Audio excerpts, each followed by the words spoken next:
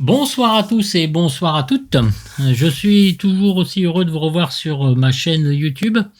Aujourd'hui, nous allons faire une petite vidéo qui va être assez courte juste pour vous mettre au parfum de la version 1.52 qui vient de sortir concernant l'XEG 737-300 qui est disponible sur le site de xaviation.com. Voilà, donc ils ont mis à jour leur avion sur diverses petites choses, mais surtout ce qui manquait, enfin pour moi, vu comment il existait sur X-Plane 11 avant, c'était la gestion du fuel et des passagers. Voilà, ça me manquait énormément. Vous étiez obligé de passer par le menu principal de X-Plane 12 pour pouvoir configurer votre avion par rapport à ça. Voilà. Donc ça, je pense qu'ils ont écouté les personnes et ils viennent de le mettre à jour dans cette version 1.52. C'est pourquoi on va juste découvrir comment s'en servir sans trop rentrer dans les détails,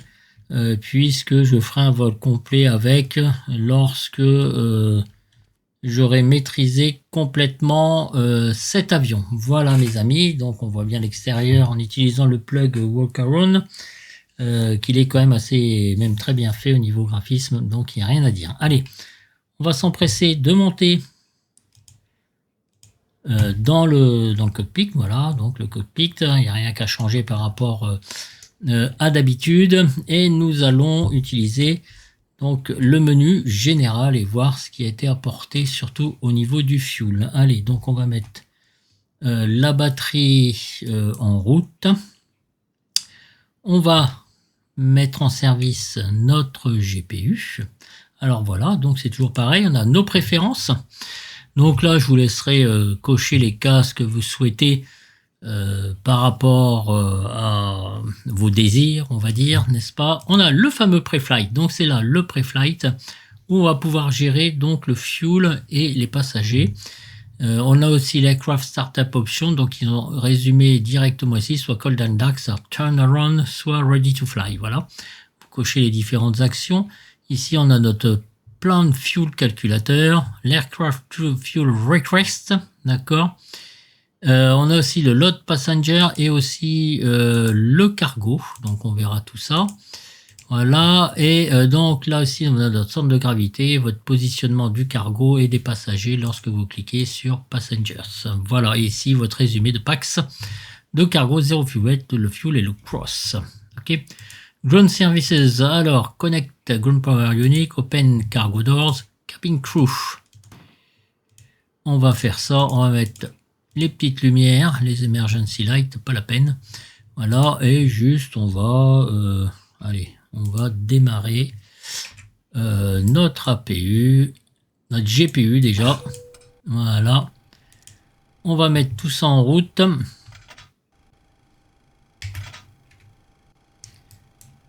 Donc ça va le faire. Si vous avez donc les différents éléments, vous avez le choix aussi entre les indications ici concernant les paramètres moteurs, le fuel, tout ça, etc. de façon beaucoup plus moderne.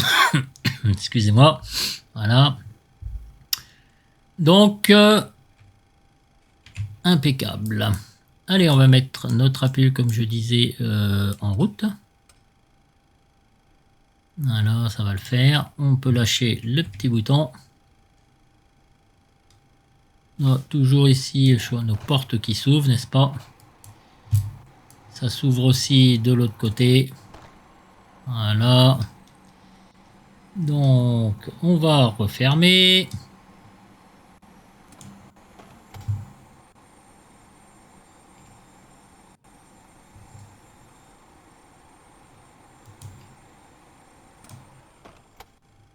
Voilà. Donc, tout ça, c'est fait. C'est une petite parenthèse. Juste histoire de me faire plaisir. Allez, donc on va cette fois-ci rentrer un petit peu dans le dur, bien que ce soit pas vraiment compliqué. On a une destination, j'ai choisi Lisbonne parce que je suis allé à Lisbonne pendant 4 jours là. C'était formidable et je vais refaire le vol sur MFS 2020, un Boeing 737-800 Ryanair. Voilà, parce que c'était vraiment excellent ce petit séjour donc à Lisbonne. Allez, Lisbonne, il y a 814 nautiques, d'après ce que me dit Simbrief. Allez, on va mettre 815, c'est très bien. Alors là, vous avez ici donc le flight time, il vous le donne.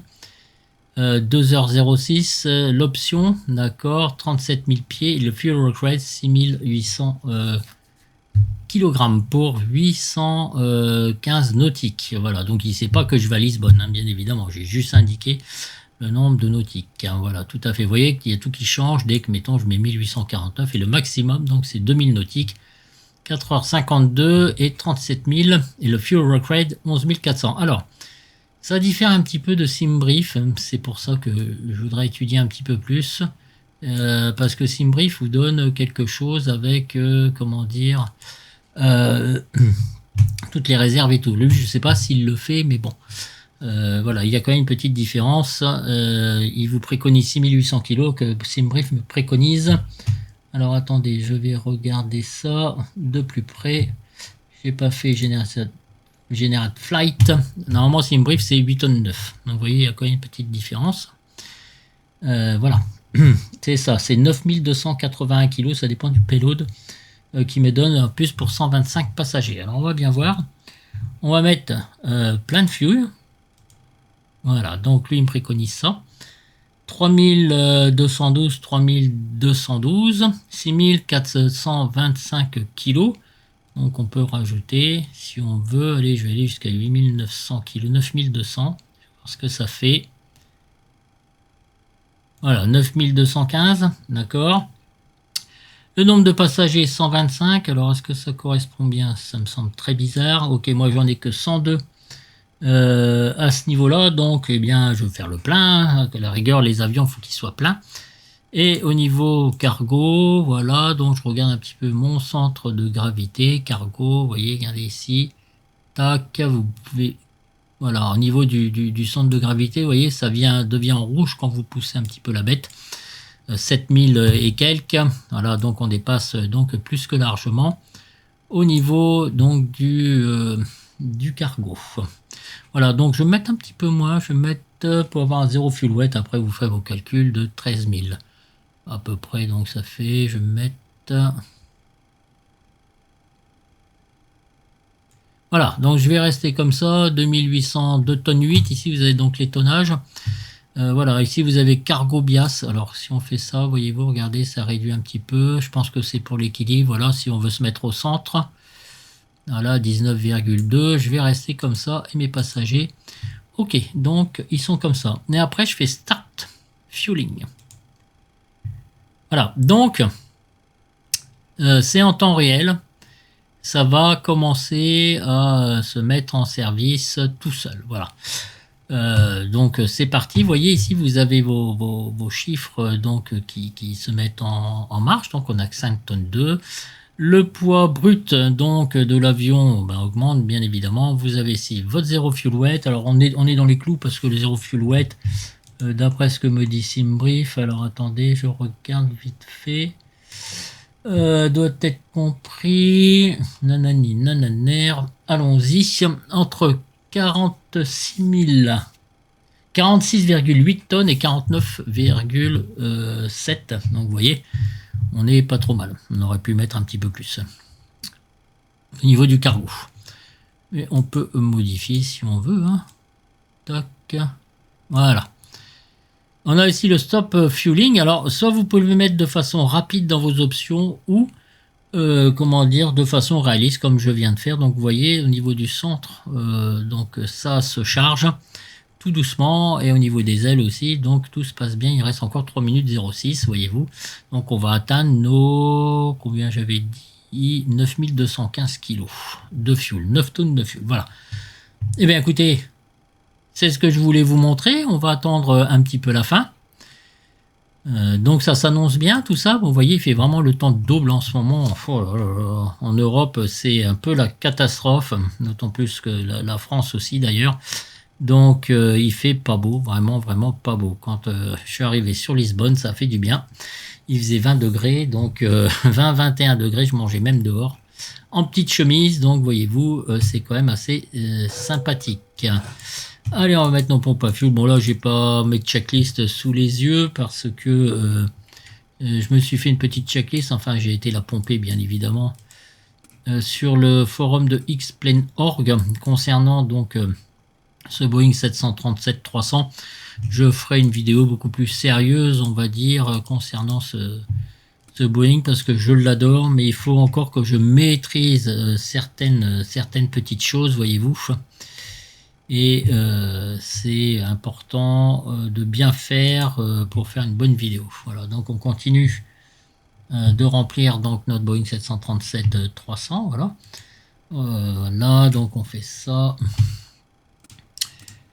Les pitoïdes, ça sera quand on sera prêt à démarrer l'avion, enfin sur le taxi. Ouais, on peut mettre notre APU, tout ça salarié, ça on peut mettre sur auto.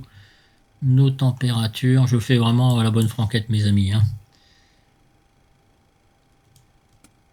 Honnêtement, voilà, on met nos feux de navigation, on va, si vous voulez, jusqu'à 35 000 pieds. Alors dans cette nouvelle version, il parlait des boutons rotatoires. Alors moi, je trouve ça un petit peu galère. Ils ont amélioré l'éclairage, voilà. Comment dire, pour bouger les boutons donc de cet avion. Voilà, je trouve ça un petit peu galère. Vous voyez là, j'essaye de zoomer, mais ça ne marche pas. Parce que ma vue baisse, n'est-ce pas? Et là, normalement, je devrais être à 35 000 pieds. Quelque part, voilà.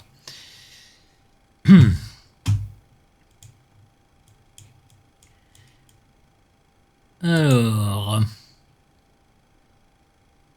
360 pieds, bah ça tombe bien, ça tombe avec Beauvais, c'est pareil. Au niveau du landing. Ah, voilà. Ça dépend s'il bug un petit peu, ok. Cabine attitude, je vais laisser à 4000. On va se mettre en mode fly pour l'instant. Et ici, on va mettre à 0. Voilà, il fait vraiment pas beau. Voilà ce que je voulais vous montrer. Alors normalement ils ont amélioré quand même. Ouais, ils ont quand même amélioré parce que c'était the galère avant. Là, vous étiez obligé votre souris de l'éloigner. Bon là, je le fais avec le bouton central de la souris. Voilà, voyez-vous. Donc on gagne un petit peu. C'était un petit peu chiant, on va dire. Alors 35 000 pieds. Tac, tac, tac. Tac, tac, tac. Tac, tac, tac.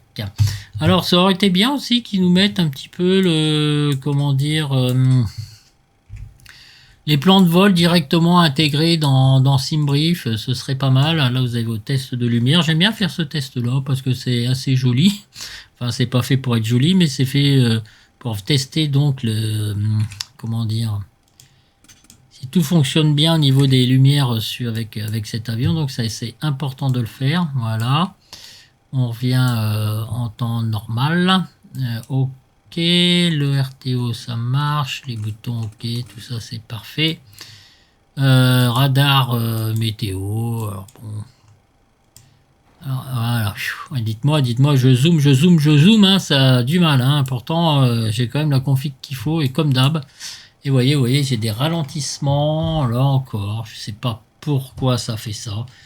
C'est quand même pénible.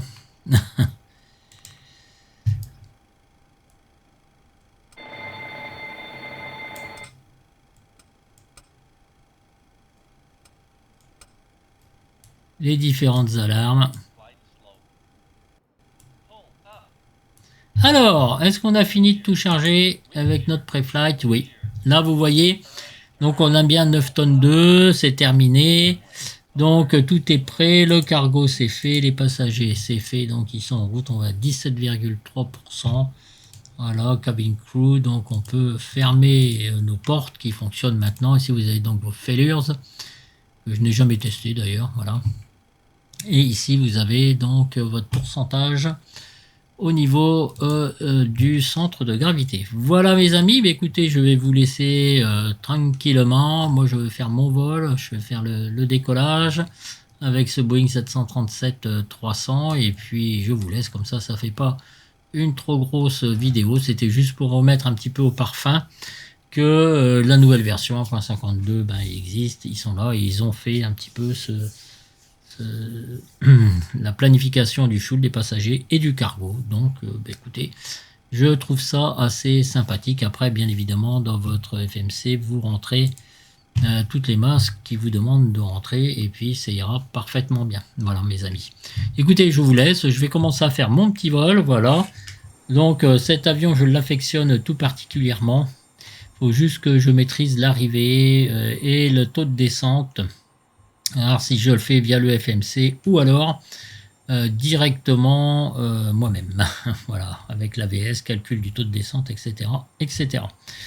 Je vous laisse donc sur ces belles images. On a vu le refueling. Et bien écoutez, voilà, c'est très bien ce qu'ils ont fait. J'espère qu'ils vont encore l'améliorer, continuer à le tenir à jour, parce que c'est un avion vraiment excellent. Mes amis, je vous laisse. Je vous dis ciao ciao et à très bientôt pour une nouvelle vidéo. Salut, salut tout le monde.